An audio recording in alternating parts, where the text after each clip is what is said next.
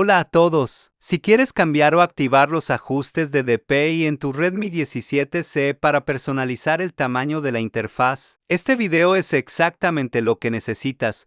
Hoy te mostraré paso a paso cómo poner DPI en Redmi 17C y cómo activar esta configuración fácilmente desde los ajustes del sistema Cambiar. El DPI puede ayudarte a hacer que los iconos, textos y elementos de la pantalla se vean más grandes o más pequeños según tus preferencias.